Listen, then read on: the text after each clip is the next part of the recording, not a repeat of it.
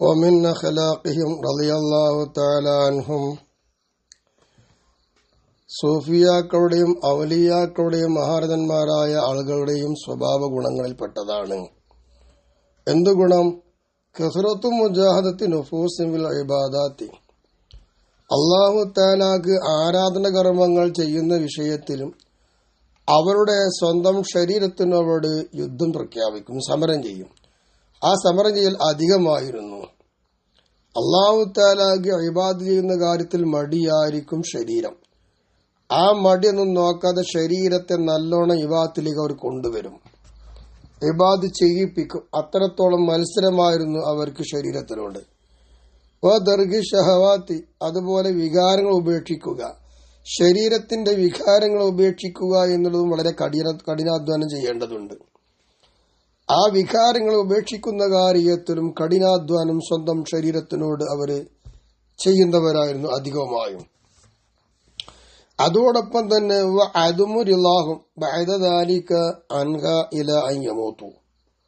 ഇങ്ങനെയൊക്കെ അവർ ചെയ്താലും അത്തരം കാര്യങ്ങൾക്ക് ചെയ്ത ശേഷം സ്വന്തം ശരീരത്തിനെ തൊട്ട് അവർക്ക് തൃപ്തിയില്ല. അത് മരിക്കുന്നവരെ ഇവിടെ അവസ്ഥ ഇങ്ങനെയായിരുന്നു. അപ്പോ അമലുകൾ നല്ലോണം ചെയ്യുന്നു, കഠിനാധ്വാനം സമരം ചെയ്തുകൊണ്ട് തന്നെ. എന്നിരുന്നാലും അവർക്ക് ഇഷ്ടം വരുന്നില്ല, പടച്ചോൻ സ്വീകരിക്കുമല്ലേ എന്നറിയില്ല. ഇങ്ങനെയൊക്കെ ചെയ്താലും അവർക്ക് പേടിയും ഭയവും കൂടുതലായിരുന്നു. വഹാദ മുജ്മഉൻ അലൈഹി ഇൻദൽ ഖൗം, ഇതാണ് മഹാരഥന്മാരായ ആളുടെ അടുക്കൽ ഇജ്മാ കാര്യമാണ്. ഇതിലാർക്കും തർക്കമില്ല, അവിതർക്കിതമാണ് ഈ വിഷയം. അമൻ ഖാലഫഹും ബിദാലിക, ഈ പറഞ്ഞ വിഷയത്തിൽ ഈ മഹാന്മാരുടെ ആരെങ്കിലും എതിർ പ്രവർത്തിച്ചാൽ ഫഖദ് ഖറഖ ഇജ്മാഅഹും, പണ്ഡിതന്മാർ അഥവാ സൂഫിയാക്കളായ പണ്ഡിത മഹത്തുക്കൾ ഇജ്മാ ചെയ്ത കാര്യത്തെ അവൻ പൊളിച്ചു വിട്ടവനായി മാറും. അവരുടെ എതിർക്കാൻ പാടില്ല. അതാലിക്ക് ഹറാം, യജമാനെ പൊളിക്കുക എന്നുള്ളത് നിഷിദ്ധമായ കാര്യമാണ്, കുറ്റം കിട്ടും.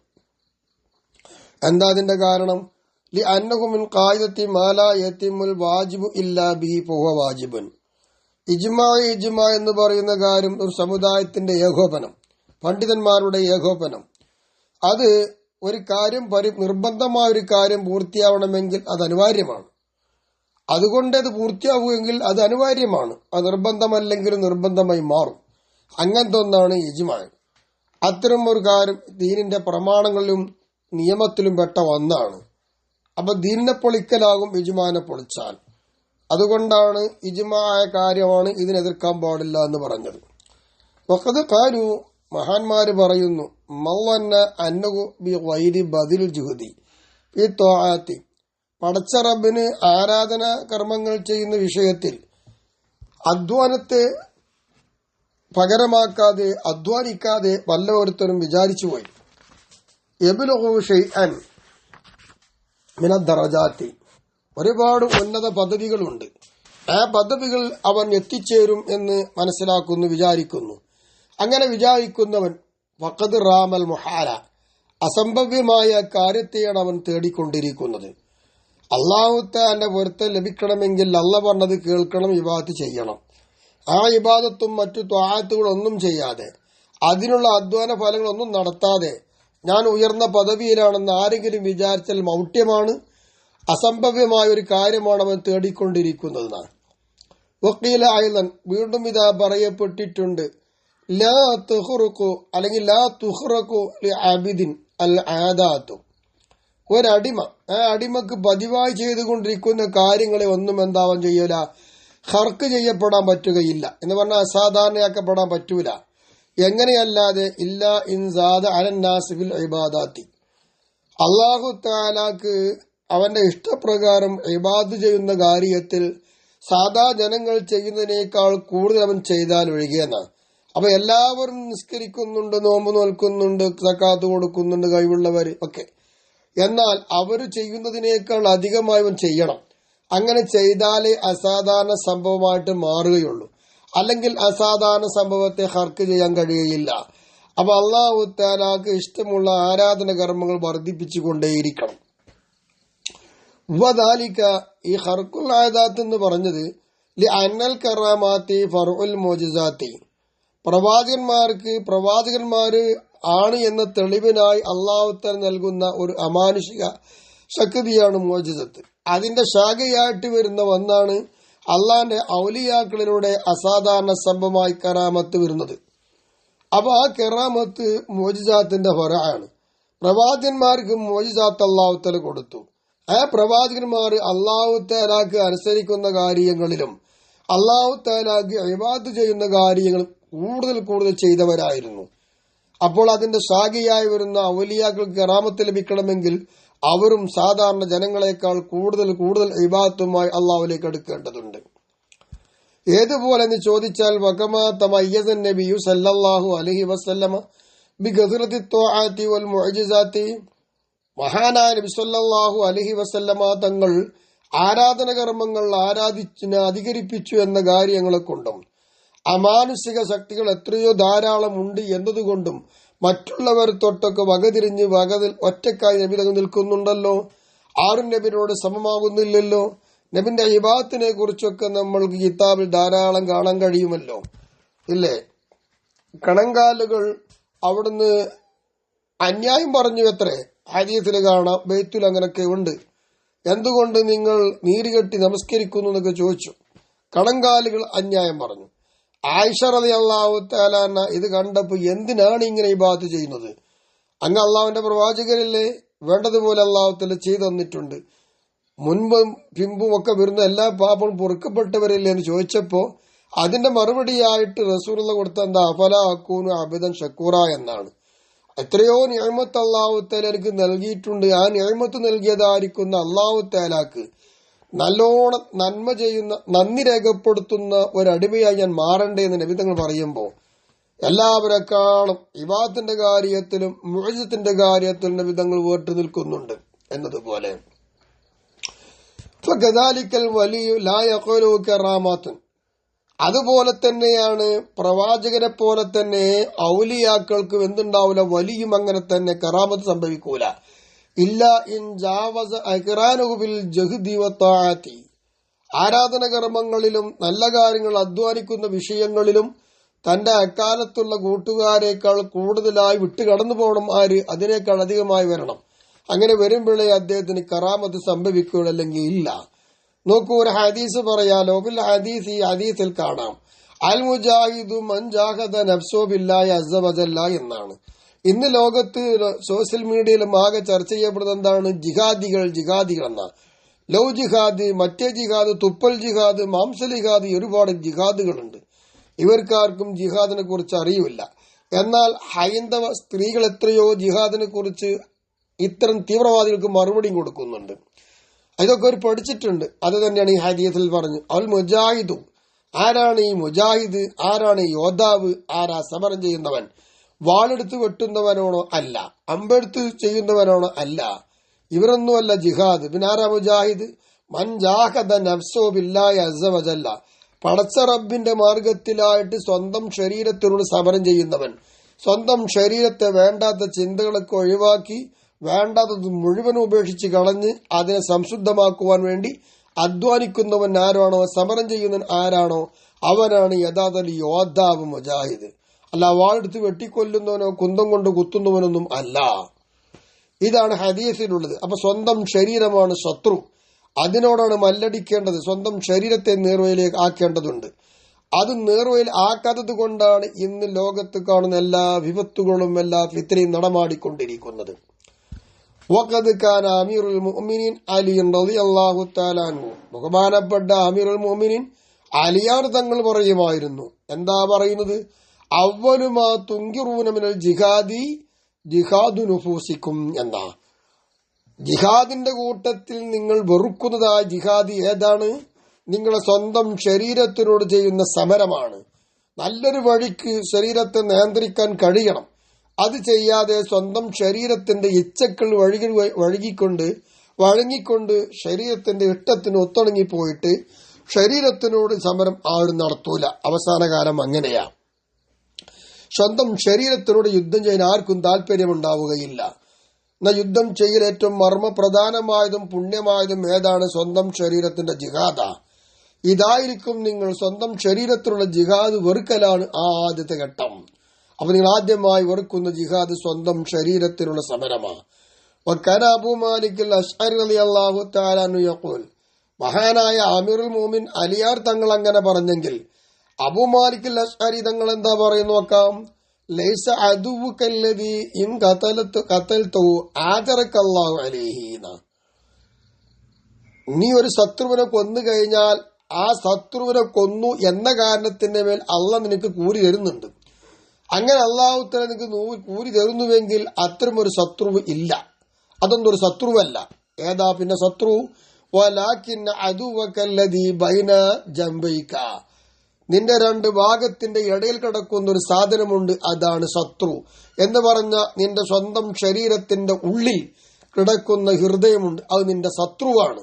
അത് നീ മനസ്സിലാക്കേണ്ടതുണ്ട്. നിന്റെ ശത്രു നിന്റെ അടുത്ത് തന്നെയുണ്ട്, പുറത്തുള്ളവരല്ല ശത്രു. അപ്പൊ നിന്റെ ഉള്ളിൽ തന്നെ നിന്റെ ശത്രു ഉണ്ട്, അത് ബുദ്ധിയാണ്. പിന്നെന്താണ്? വമ്രാത്തുക്കല്ലത്തി തുലാജിയുക, പിന്നെ നിന്റെ കൂടെ കിടക്കുന്ന രഹസ്യമായി എല്ലാം പങ്കുവെക്കുന്ന നിന്നെ ഇഷ്ടപ്പെടുന്ന നിന്റെ മണവാട്ടി ഉണ്ടല്ലോ, അവളും നിന്റെ ശത്രുവാണ്.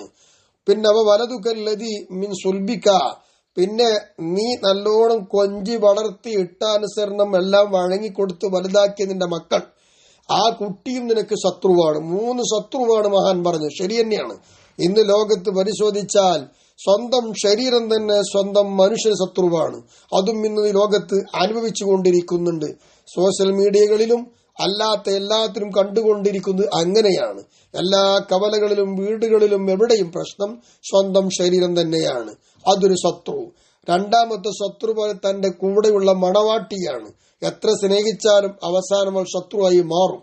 മൂന്നാമത് നീ പോറ്റി വളർത്തിയ നിന്റെ ഇഷ്ടക്കനിയായ നിന്റെ മുതുവിൽ നിന്ന് പിറന്നതായ കുട്ടി, ആ കുട്ടി ഒരു നിമിഷം നിനക്ക് ശത്രുവായി മാറും.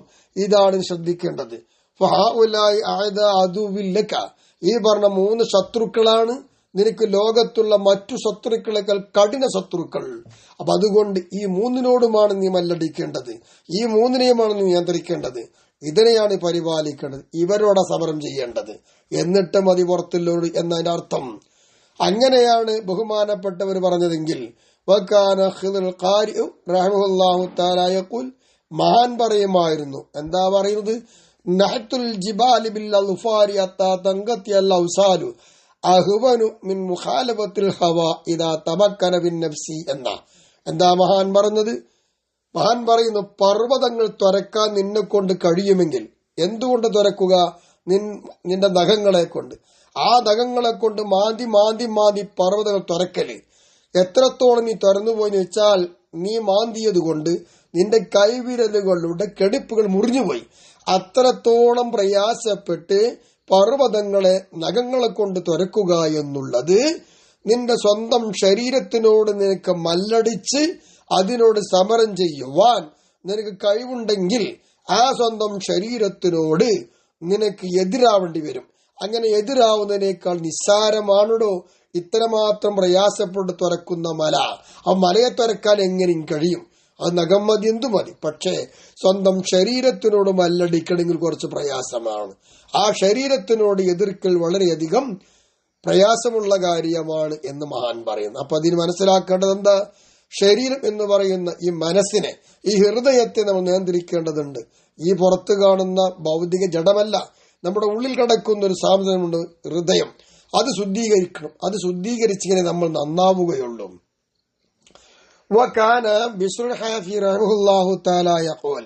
മഹാനവറുകൾ പറയുന്നു, കടുകട്ടിയായി വളരെയധികം ശത്രുതയുള്ള പൈശാചികമായ പിശാചുക്കളുണ്ട്. ആ പിശാചുകൾ 60 പിശാചുക്കൾ ഒരു സെക്കൻഡിൽ ചീത്ത കൂട്ടുകാരൻ നാശമാക്കുന്ന ഒരു കാര്യത്തെ 60 പിശാചുകൾക്ക് നാശമാക്കാൻ കഴിയൂല. കണ്ടോ, 60 പിശാചുക്കൾ കഠിന ശത്രുക്കളാ. ആ 60 പിശാചുകൾക്ക് നാശമാക്കാൻ കഴിയാത്തത് ഒരു സെക്കൻഡ് കൊണ്ട് തന്നെ ചീത്ത കൂട്ടുകെട്ട് നശിപ്പിക്കാൻ കഴിയും. ചീത്ത കൂട്ടുകാരിൽ 60 കൂട്ടുകാർ ഒരു നിമിഷം കൊണ്ട് തന്റെ ഹൃദയം നാശമാക്കി വെക്കുന്ന കാര്യം എന്താണോ അത് നാശമാക്കുവാൻ 60 ചീത്ത കൂട്ടുകാരെ കൊണ്ട് കഴിയുമില്ല. അത്രത്തോളം വളരെ നാശമാക്കാൻ കഴിവുള്ള ശക്തിയാണ് നിന്റെ മനസ്സ്. വൈദാ ജുഇലത്തുൽ ഉമൂറു കുല്ലഹ അലാ വിഫ്ഖിൽ മുറാദിൽ അബ്ദ്. ഒരു അടിമക്ക് എന്തൊക്കെയാണോ അടിമ ഉദ്ദേശിച്ചതെങ്കിൽ ആ ഉദ്ദേശിച്ച പ്രകാരം അവൻ എല്ലാ കാര്യവും ആക്കപ്പെട്ടു എന്ന് വെക്കുക. അങ്ങനെ വെച്ചാൽ അവൻ ഉദ്ദേശിച്ച് മുഴുവൻ നേടിയെന്ന് വന്നാൽ തന്നെ അവന്റെ മനസ്സിന്റെ ഭാഗത്തിൽ കൂടെ ആ ഒരുപാട് കാര്യങ്ങൾ പിഴവ് സംഭവിച്ചേക്കാം. എത്ര നല്ല കാര്യങ്ങൾ അവൻ ഉദ്ദേശിച്ച് കൊണ്ടുവന്നാൽ തന്നെയും ലാസ്റ്റ് അതിൽ പിഴവ് സംഭവിക്കും. ആ പിഴവ് വന്നത് എവിടുന്ന? തന്റെ സ്വന്തം മനസ്സിന്റെ ഭാഗത്തിൽ നിന്നാകുന്നു എന്നാണ്. അപ്പൊ ഹൃദയത്തെ നന്നാക്കിയെടുക്കണം. അത് വല്ലാത്തൊരു കഴിവ് തന്നെയാണ്. വഖദ് അജ്മഅ സായിറുൽ മിലൽ, എല്ലാ മതക്കാരും ഇജ്മാ ഒരു കാര്യമാണ്. എന്ത്? അലാ അന്ന റിവർ റബ്ബി ജല്ല ജലാലു, പടച്ച റബ്ബിന്റെ പൊരുത്തം, മിൻ മക്റൂഹിൻ നഫ്സി, ശരീരം വെറുക്കുന്ന മനസ്സ് വെറുക്കുന്ന ഏതെല്ലാം കാര്യമുണ്ടോ അതൊക്കെയാണ് പടച്ച റബ്ബിന്റെ പൊരുത്തം. എന്താ മനസ്സ് വെറുക്കുന്നത്? നല്ലതൊന്നും ചെയ്യാൻ മനസ്സിന് ഇഷ്ടമില്ല, നല്ല കാര്യങ്ങളൊക്കെ പാടെ വർജിക്കും. പിന്നെ മനുഷ്യൻ എന്താണ്? മനസ്സിൽ ഏറ്റവും ഇഷ്ടമുള്ളത് ഇച്ഛകളാണ്, വേണ്ടാത്തരങ്ങളായിരിക്കും. അതാണ് ഇഷ്ടമെങ്കിൽ നല്ല കാര്യങ്ങൾക്ക് വെറുക്കുന്നു.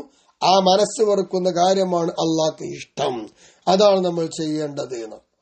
വകാന യഹ്യ ഇബ്നു മുആദ് റഹിമഹുല്ലാഹു തആല യഖൂൽ, മഹാൻ പറയുമായിരുന്നു, അദ്ദുനിയ കുല്ലുഹാ മഹ്ശൂവത്തുൻ ബിൽ അജായിബി, ദുനിയാവെന്ന് പറയുന്ന മഹ്ശൂവത്തുൻ ബിൽ അജായിബ്, പുതുമകളെ കൊണ്ട് നിറക്കപ്പെട്ടതാണ് ഈ പ്രപഞ്ചം മുഴുവനും. പരിശോധിച്ചാൽ പുതുമകളെ ഉള്ളൂ. എന്നാവ അജബുൽ അജായിബി, ഈ പുതുമകളിൽ ഏറ്റവും അത്ഭുതകരമായത് നജാത്തു നുഫൂസിന വ നുഫൂസി അംവാലിന മിനന്നാർ. അംവാലിന അംസാലിന, നമ്മുടെ മനസ്സുകളും ശരീരങ്ങളും, നമ്മെപ്പോലെയുള്ള ആൾക്കാരുടെ മനസ്സുകളും ശരീരങ്ങളും ഒക്കെ നരകത്തെ തൊട്ട് രക്ഷപ്പെട്ട് കിട്ടണം. അതാണ് മഹാ അത്ഭുതം. വകൈഫ യൻജു മിനന്നാരി, നരകത്തെ തൊട്ട് രക്ഷപ്പെടൽ എങ്ങനെയാണ്? മൻ കുല്ലു അഅമാലിഹി തജുറുഹു ഇലൈഹ, നരകത്തിലേക്കാണ് അവന്റെ കർമ്മങ്ങൾ മുഴുവൻ അവന് വലിച്ചു കൊണ്ടുപോകുന്നത്. അങ്ങനെ നരകത്തിലേക്കുള്ള കർമ്മങ്ങൾ ചെയ്തുകൊണ്ടിരിക്കുന്ന ഒരു മനുഷ്യൻ നരകത്തെ തൊട്ട് എങ്ങനെ രക്ഷപ്പെടാനാകുന്നു? കഴിയുകയില്ല. അപ്പൊ നമ്മുടെ ശരീരം, നമ്മുടെ മനസ്സ് വളരെ നിയന്ത്രിക്കേണ്ടതുണ്ട്, അതിനയച്ചുവിടേണ്ടതല്ല.